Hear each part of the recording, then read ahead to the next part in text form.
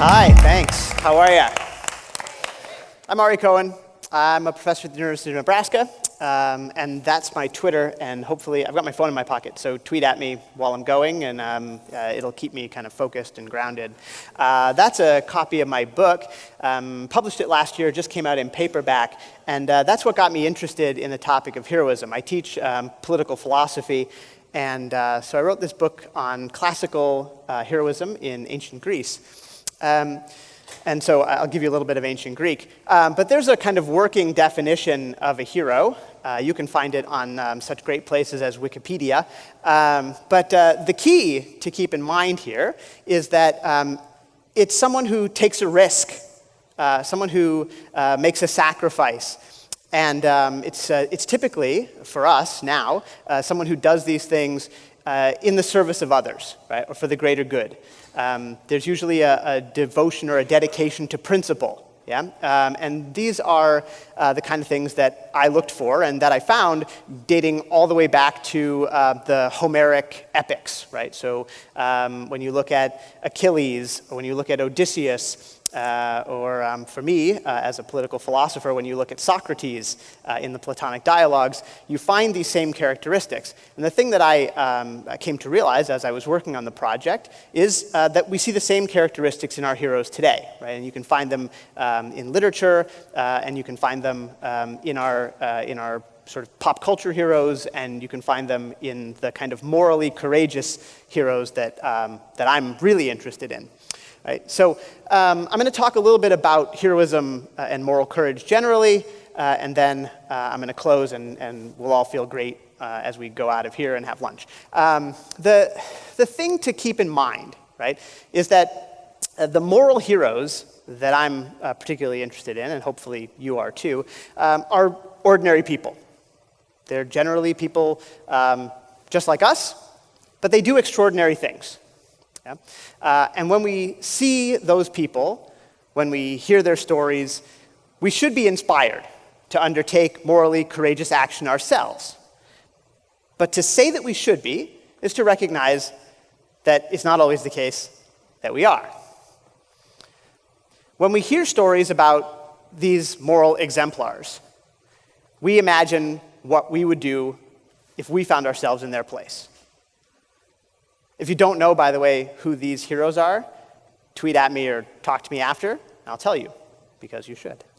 But what we actually do, right, even though we ought to be inspired, right, we imagine, obviously, that we're going to step up. We're going to do the right thing. But unfortunately, most of us don't. Most of us won't. In most stories that you hear about heroes, there are dozens and dozens of people who could have acted but didn't act.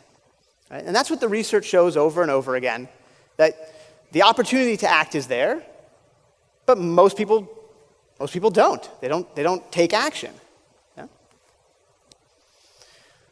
Yeah? Several years ago, Wesley Autrey jumped down off the subway platform to try to rescue someone who had fallen, and before the train came, obviously. And he succeeded. He ended up covering the person who was down on the tracks with his own body, and very sort of narrowly, the train sort of missed both of them. Yeah? There were more than 70 people on the platform, but just one person acted. And this is a really sort of crucial thing to keep in mind. Every time we're confronted with the bystander problem, we think we'll act differently. Whenever I talk to my students, they always say, oh, I know I would do the right thing. Yeah? I know how I would act. I know what would happen. Yeah? Because nobody ever envisions themselves as bystanders. Nobody says, I'm the kind of person who would stand idly by when someone needs help. No one wants to be that person. We want to be the particularly good person, the 1 out of 70 or whatever, who rushes into action and does the heroic thing. But that pull, the bystander effect pull, is just incredibly strong, especially when we're confronted with real, serious risk. Yeah? when there's grave danger, you don't really know how you're going to act. You're hopeful, yeah? The thing we should learn is that heroes do an extraordinary thing. Right? And so we kind of put them up on a pedestal for doing that extraordinary thing. No matter how much we believe, no matter how much we want to believe that we would do the thing that they have done, we should understand most people don't. But heroes are also ordinary people. They're just like us, but they broke through the bystander effect.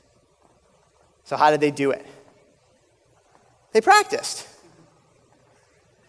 This is not the sort of thing that's just going to happen because you're particularly good, right? And you're like the person who did the right thing and they're particularly good, and then there's some other people who are not so good, right? In fact, it's because people practice. They might not know that they're practicing, but they are. People are practicing all the time.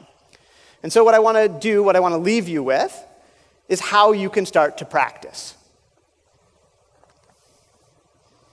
First of all, have heroes. Find people who do amazing things, things that impress you, things that are extraordinary. Read about them. In particular, read about the biographies of these people, what made them who they are. And then see if you can figure out why they do the things that impressed you. What is it in their history? What is it in their biography that led them to do the courageous thing, the moral thing, the dangerous thing? Yeah? What made them a hero? See if you can figure it out. There's some great books out there, beautifully illustrated, that you can pick up, for example. But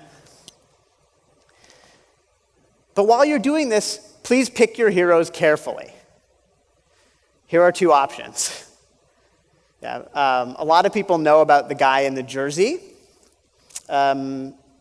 Maybe fewer people know about the other guy. I felt like I should put his name on there just in case you didn't know who it was. That's Oskar Schindler, right?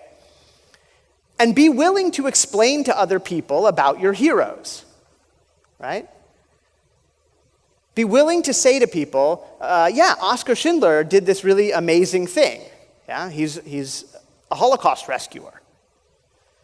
And LeBron James is a great athlete, but it's different, right? I respect his athletic talent, especially as someone who doesn't have any. But he's not a hero of mine. Yeah? He's a great basketball player, and I like watching him play basketball. But these are different things, and I'm willing to explain to people the difference. Yeah? There's not a lot of risk involved in what LeBron is doing. Yeah? At the same time, be willing to concede that your hero isn't perfect. Too often, we're looking for the absolute perfect hero, someone who is always right, someone who is always doing what we expect our heroes to do, but nobody's perfect. Schindler wasn't perfect, right? There were a lot of morally ambiguous or even questionable actions that he undertook. But he undeniably was morally heroic, courageous, acted on behalf of others, took a big risk. It's okay not to be perfect.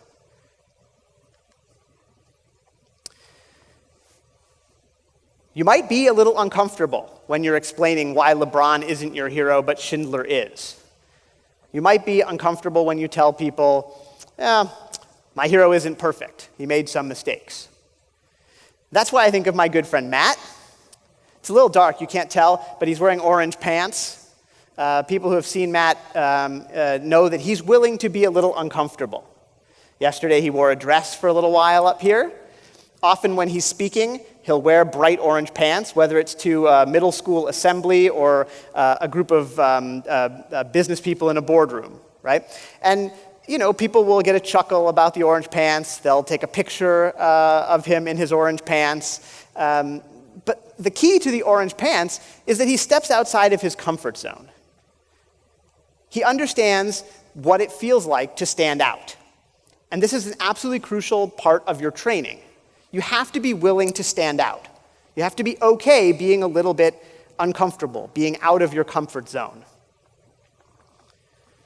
The third thing, expand your empathy.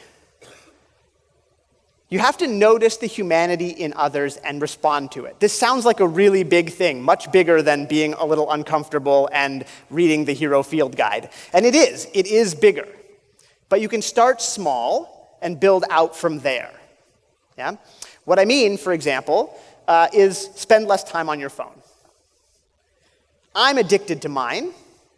It's been going off, thank you for all your tweets.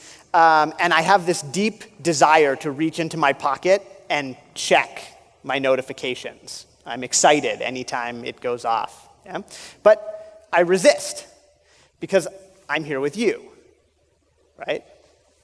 Try to do the same thing. Again, this is a small thing, but it's the beginning of recognizing others, seeing what they need. Yeah? If you're on your phone, you're paying at best half attention to what's going on around you. So keep your phone in your pocket. Check it later. Yeah? When you're on your phone, you're not picking up on visual cues. Sometimes you're not hearing people at all. Start with this small step and work from there. Notice what other people are doing. See what they need. See how you can interact with them so that if someone needs assistance, you're primed to provide it. Finally, do small good things. I'll give you 2 examples. I often do the shopping in my family, and I have 3 young children. And sometimes I'll take them with me to the grocery store. And then I've got my groceries, and I've got kids. 2 of them are in the cart, and 1 of them is holding on to the cart, and we get to the car, and I load the kids and the groceries into the car, and everybody's strapped in and ready to go, and then I've got the cart. So what do I do with the cart? This is especially an issue in the winter because I live in Nebraska and it's very cold.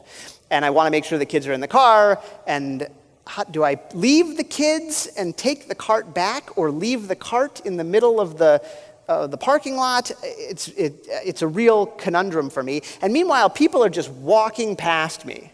And they're all going into the grocery store. And you know the first thing they do when they get in the grocery store? They get a cart. But try to guess the number of people who ask me if they can take my cart. It's usually 0.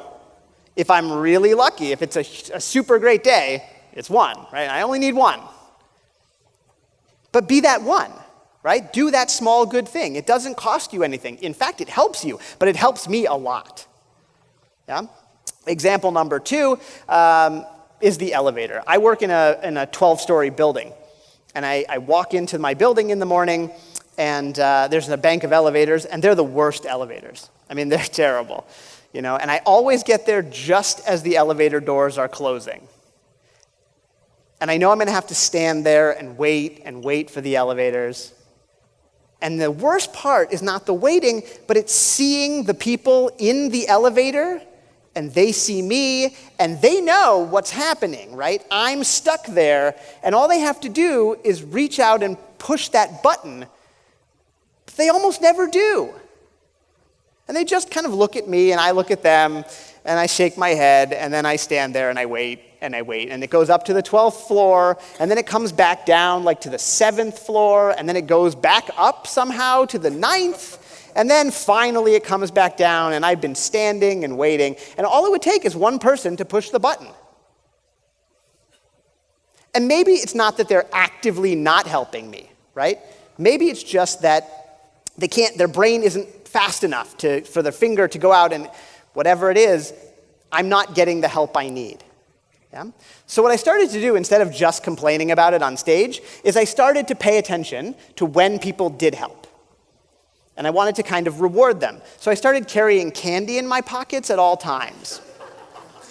And whenever somebody else holds the elevator, I just toss them some candy. And I just say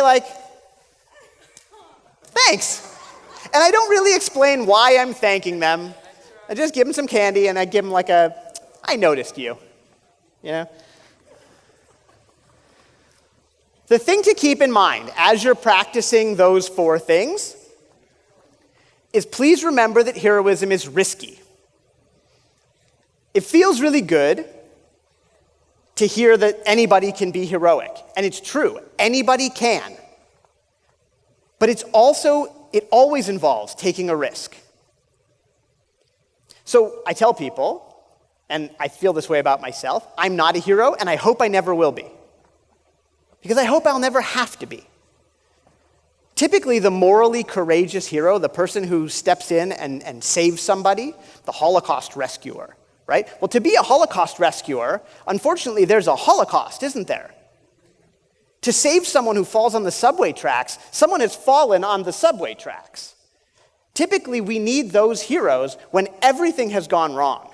And I hope that doesn't ever happen for you. But if it does, I hope you're doing the things to prepare yourself so that you'll be the person that you think you are, right? You think that you're the person who will help. Start doing these things, and you'll be that person. But even if you're never called on to help, and again, I really hope you're not, you will have done all of these things. You will have paid attention to others. You will have learned about your heroes. You will have expanded your sense of empathy.